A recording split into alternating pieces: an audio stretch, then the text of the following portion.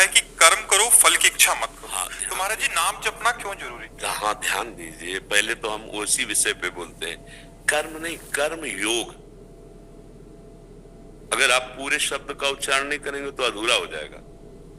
कर्म योग का वर्णन भगवान ने किया, केवल कर्म का वर्णन नहीं किया। वो पूरा चैप्टर कर्म योग, आगे पूरा चैप्टर भक्ति योग, प्रारंभ जो गीता का किया सांख्य ज्ञान, जो ज्ञान योग कहा जाता है। अगर आप योग नहीं बोलेंगे तो कर्म फिर बांधने वाले होते हैं, चाहे वो शुभ कर्म हो या अशुभ कर्म हो। अच्छा कर्म है सोने की जंजीर, बुरा कर्म है लोहे की जंजीर, लेकिन बंधता दोनों में है।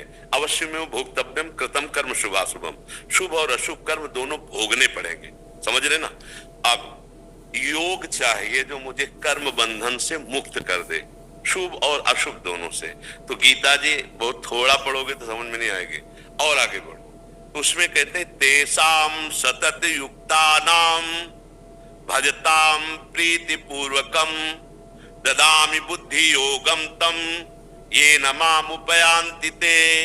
जो मेरा सतत भजन करता है, नाम जप करता है, मेरा चिंतन करता है, मेरी सेवा करता, मन मना भो मद भक्तो माद्याजी माम नमस्कुरु, तो मैं योग प्रदान कर देता हूं। अब कर्म नहीं रह गया, अब कर्म योग बन गया। कर्म योग बन गया तो उसने विध्वंस कर दिया संचित कर्मों को।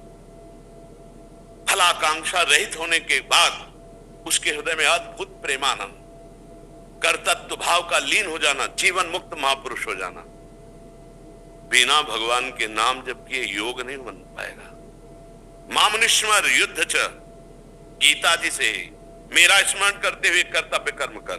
इसीलिए कहते हैं राधा राधा बोलो, हरि हरि बोलो, कृष्ण कृष्ण बोलो, फावड़ा चलाओ या वकालत करो या जो भी कार्य करो, वो तुम्हारी पूजा होगी, तुम्हारा कर्तव्य कर्म होगा। और भगवत स्मरण करोगे तो योग हो जाएगा।